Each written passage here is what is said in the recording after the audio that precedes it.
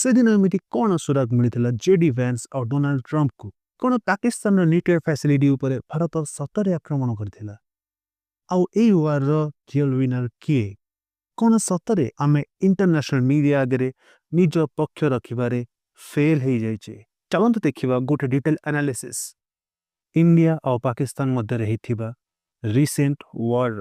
22 April 2025 Jammu କାଶ୍ମୀରର ପେହେଲଗାମ ଗୋଟେ famous tourist spot, ଯାହାକୁ ଇଣ୍ଡିଆର ସ୍ୱିଜରଲ୍ୟାଣ୍ଡ ବୋଲି ମଧ୍ୟ କୁହାଯାଏ।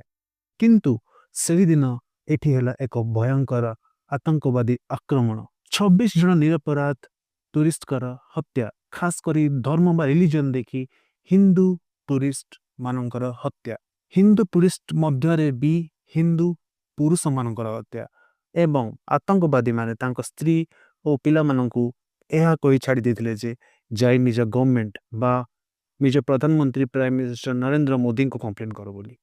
ଏହାପରେ ଆଜ ୟୁଜୁଆଲ ସାରା ଦେଶରେ କ୍ରୋଧ ଓ ଆକ୍ରୋଶ ବଢ଼ି ଯାଇଥିଲା ଏବଂ ଭାରତ ସରକାର ମେ 7ରେ ଲଞ୍ଚ କଲେ ଅପରେସନ ସିନ୍ଦୁର। ଏହା କୌଣସି ପ୍ରତିଷ୍ଠାର ଯୁଦ୍ଧ ନଥିଲା, ଏହା ଥିଲା ଭାରତ ଉପରେ ହେଇ ଆସୁଥିବା ବର୍ଷ ବର୍ଷ ଧରି ଟେରୋରିଜିମର ଏକ ଜବାବ। ଏହା ଥିଲା ଏକ ଜଏଣ୍ଟ ଅପରେସନ ଯେଉଁଥିରେ ଇଣ୍ଡିଆନ ଆର୍ମି, ନେଭି ଓ ଏୟାରଫୋର୍ସ ଏକତ୍ରିତ ହୋଇ ପାକିସ୍ତାନରେ ଚାଲିଥିବା 9ଟି ଟେରର କ୍ୟାମ୍ପକୁ କରିଥିଲେ ଆଟାକ୍। ମ୍ୟାପ୍ରେ ଦେଖାଯାଉଥିବା ଏହି ସବୁ ଲୋକେସନରେ ଇଣ୍ଡିଆ କରିଥିଲା ମିସାଇଲ ଷ୍ଟ୍ରାଇକ୍। ଏଠି ରହିଥିଲା ବିଭିନ୍ନ ଟେରର କ୍ୟାମ୍ପ ଯେମିତିକି ଲସ୍କର ଏ ତୋଇବା ଓ ଜୈସେ ମହମ୍ମଦର ହେଡକ୍ୱାର୍ଟର ଓ ଟ୍ରେନିଂ କ୍ୟାମ୍ପସ। ଆଉ ସବୁଠାରୁ ଇଣ୍ଟରେଷ୍ଟିଂ କଥା ଥିଲା, ଏଥର ଭାରତ ଖାଲି ପିଓକେ ବା ପାକ୍ ଅକୁପାଇଡ୍ କାଶ୍ମୀର ନୁହେଁ, ବରଂ ପାକିସ୍ତାନର ହାଟ ପଞ୍ଜାବକୁ ବି ଆଟାକ୍ କରିଥିଲା। ଆଉ ଏହା ଥିଲା ପାକିସ୍ତାନ ମୁହଁରେ ଏକ ଶକ୍ତ ଚାବୁଡ଼ା। ମେ 10ର ସକାଳେ ଇଣ୍ଡିଆର ପ୍ରେସ୍ ବ୍ରିଫିଂ ଜାରି ହେଲା, ଯେଉଁଠିକି ଏହି ଅପରେସନକୁ ଲିଡ୍ କରିଥିବା ଦୁଇ ମହିଳା ଅଧିକାରୀ କର୍ଣ୍ଣେଲ ସୋଫିଆ କୁରେଶୀ ଓ ୱିଙ୍ଗ କମାଣ୍ଡର ଭୂମିକା ସିଂ ଅପରେସନ ସିନ୍ଦୁର ଉପରେ ଡିଟେଲ ଟିପ୍ପଣୀ ଦେଇଥିଲେ।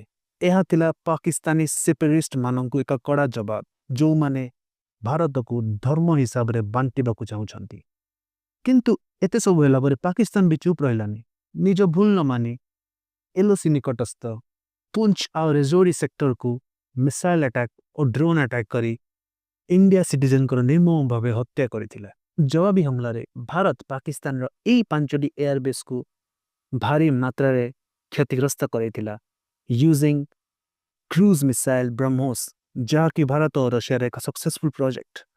ଏବଂ ଏହି ବ୍ରହ୍ମୋସ ମିସାଇଲ ମୁଁ ପ୍ରାଉଡଲି କହିପାରୁଛି ଯେ ଆମ ଭାରତର DRDOରେ ତିଆରି କରାଯାଇଥିଲା। ବଟ୍ ଇଣ୍ଟରେଷ୍ଟିଂଲି ଯେବେ ଇଣ୍ଡିଆ ବହୁତ ପଜିଟିଭ ଷ୍ଟେଜରେ ଥିଲା, ଇଣ୍ଡିଆ ଆଡଭାଣ୍ଟେଜରେ ଥିଲା ପାକିସ୍ତାନ ଉପରେ, କାରଣ ପାକିସ୍ତାନର ଏୟାରବେସ୍ ଆଉ ରାଡାର ସିଷ୍ଟମ ପୁରାପୁରି ଭାବେ ଧ୍ୱଂସ ହୋଇସାରିଥିଲା ଇଣ୍ଡିଆନ ବ୍ରହ୍ମୋସ ଆଟାକରେ। ଏଠି ସରପ୍ରାଇଜିଂ କ୍ୱେଶ୍ଚନ ଆରାଇଜ ଏହା ହେଉଛି କି ଅପର ହ୍ୟାଣ୍ଡ ଥିଲା ବେଳେ ବି ଇଣ୍ଡିଆ ସିଜ୍ ଫାୟାର କରିବା ପାଇଁ ରାଜି କାହିଁ ହେଇଥିଲା? ୟୁଏସଏର ଉପରାଷ୍ଟ୍ରପତି ଜେଡି ଭ୍ୟାନ୍ସ ଏକ ଇଣ୍ଟରଭ୍ୟୁରେ କହିଥିଲେ ଯେ ୟୁଏସଏ ଏହି ଯୁଦ୍ଧରେ କୌଣସି ପ୍ରକାର ହସ୍ତକ୍ଷେପ କରିବ ନାହିଁ। ଏହା ହେଉଛି ଇଣ୍ଡିଆ ଆଉ ପାକିସ୍ତାନ ମଧ୍ୟରେ ହେଇଥିବା ଏକ ମ୍ୟାଟର, ତ ୟୁଏସଏ ଏଇଠି କୌଣସି ପ୍ରକାର ହସ୍ତକ୍ଷେପ କରିବ ନାହିଁ। କିନ୍ତୁ ତାଙ୍କୁ ଏପରି କୋଉ ସୁରାକ ମିଳିଥିଲା ଯାହାଫଳରେ କି ସେ ତୁରନ୍ତ ହସ୍ତକ୍ଷେପ କରିବା ପାଇଁ ଆଗେଇ ଆସିଥିଲେ ଏବଂ ଏ ଯୁଦ୍ଧରେ ସିଜ୍ ଫାୟାର କରିବା ପାଇଁ ଏକ ଭୂମିକା ନିଭାଇଥିଲେ। ଆମେ ଏତଦି ଜାଣିନେ ଭାରତ ଆଉ ପାକିସ୍ତାନର DGMOଙ୍କ ମଧ୍ୟରେ କ'ଣ ଡିସ୍କସନ ହୋଇଥିଲା ଆଉ ୟୁଏସଏର ଏଠି କ'ଣ ରୋଲ ଥିଲା। କିନ୍ତୁ ଏବେ ମୁଁ କହିବାକୁ ଯାଉଥିବା ଏହି ଦୁଇଟି କାରଣ ମଧ୍ୟରୁ କୌଣସି ଏକ କାରଣ ଏହା ପଛରେ ନିଶ୍ଚିତ ଥାଇପାରେ। କାରଣ ନମ୍ବର 1 ହେଲା ଇଣ୍ଡିଆ ପାକିସ୍ତାନର ନ୍ୟୁକ୍ଲିୟର ଷ୍ଟୋରେଜ ଫ୍ୟାସିଲିଟିକୁ ଜାଣତ ବା ଅଜାଣତରେ ଡ୍ୟାମେଜ କରିଦେଇଥିଲା। ଆଉ ଏହା ଆଗକୁ ଯାଇ ବହୁତ ବଡ଼ ପ୍ରୋବ୍ଲେମ କ୍ରିଏଟ କରିପାରିଥାନ୍ତା। କିନ୍ତୁ ମୁଁ ଏହା ବି କହି ରଖୁଛି କି ଦୁଇ ପକ୍ଷରୁ ଏହି କାରଣକୁ ସମ୍ପୂର୍ଣ୍ଣ ଭାବେ ଖଣ୍ଡନ କରାଯାଇଛି। ଆଉ ଦ୍ୱିତୀୟ କାରଣ ହେଲା ପାକିସ୍ତାନ ଭାରତ ଉପରେ ନ୍ୟୁକ୍ଲିୟର ଆଟାକ୍ କରିବା ପାଇଁ ପ୍ରସ୍ତୁତ ହେଉଥିଲା, କାରଣ ଏହା ବହୁତ କ୍ଲିୟର ଥିଲା କି ଇଣ୍ଡିଆ ଗୋଟେ ଅପର ହ୍ୟାଣ୍ଡ ରଖିଥିଲା ଏହି ପୁରା ୱାର୍ରେ। ଆଉ ଯେତେବେଳେ ପାକିସ୍ତାନର ଇମ୍ପୋର୍ଟାଣ୍ଟ ଏୟାରବେସ୍ ସବୁ ଡ୍ୟାମେଜ ହେଇଗଲା, ରାଡାର ସିଷ୍ଟମ ବର୍ବାଦ ହେଇଗଲା, ସେତେବେଳେ ମେ ବି ପାକିସ୍ତାନ ଏହି କଥା ଭାବୁଥିଲା କି ଆମେ ନ୍ୟୁକ୍ଲିୟର ଆଟାକ୍ ଇଣ୍ଡିଆ ଉପରେ କରିପାରିବା, କାରଣ ପାକିସ୍ତାନର ଇଣ୍ଡିଆ ପରି ନୋ ଫର୍ଷ୍ଟ ୟୁଜ୍ ପଲିସି ନାହିଁ। 10 ମେରେ ଭାରତ ଓ ପାକିସ୍ତାନର DGMOଙ୍କ ମଧ୍ୟରେ ହେଲା ଡିସ୍କସନ। ଘୋଷଣା ହେଲା ଯେ ସନ୍ଧ୍ୟା 5ଟାରୁ ହେବ ଯୁଦ୍ଧ ବନ୍ଦ। କିନ୍ତୁ ଭାରତ ବି ଏହାର କଣ୍ଡିସନ ରଖିଥିଲା। ଆଉ ଏହି କଣ୍ଡିସନ ଥିଲା ଯେ जदि आगकू जाए पाकिस्तानी आर्मी हो कि पाकिस्तानी आतंकवादी हो जदि एमानक मध्यरु केही भी भारतर सिविलियंस को ऊपर कौनसी जगह आक्रमण करती तेबे एहाकू भारत पाकिस्तान गवर्नमेंट बा पाकिस्तान आर्मी आक्रमण बोली ही भाबिबो आउ सेठी आतंकवाद को स्पेसिफाई करा जिवो नाही तो वर्तमान समय रे भारत पई पाकिस्तान आर्मी पाकिस्तानी गवर्नमेंट और पाकिस्तानी आतंकवादी समस्ते एक कारण यह संपूर्ण भाव क्लीयर हो जाए जे पाकिस्तानी गवर्नमेंट और आर्मी पाकिस्तान आतंकवादी को एक प्रॉक्सी पर यूज करी भारत ऊपर बारंबार अटैक करी चली एवं ता सहित इंडस वाटर ट्रीटी ओ पाकिस्तानी मानक पाखे इंडियन वीजा एबे भी कैंसल रहिबो तेबे ई युद्धर विजेता किए पाकिस्तान तो निज निज विजेता घोषित कर सारी जेबे कि आम समस्ते जाने एक्चुअली रे भारत पाकिस्तान अवस्था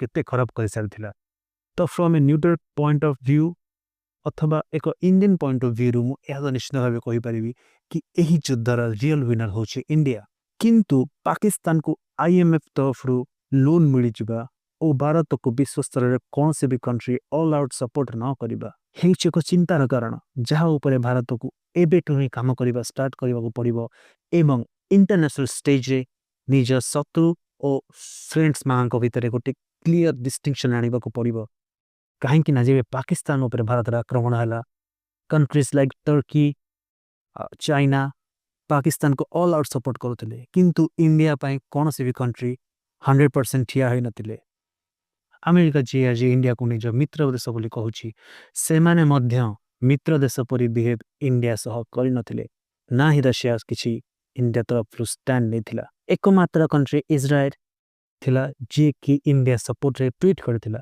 एवं फ्रांस तरफ भी किछि सपोर्ट सोशल मीडिया देखा को मिलता किंतु ताहा भी ऑल आउट सपोर्ट नथिला वीडियो भल लगी लाइक शेयर करंतु एवं आपणक मंतव्य कमेंट सेक्शन में लिखा जमार भी भूलें आम निश्चित रूप से जानवा चाहिए so see you next time until then जय हिंद।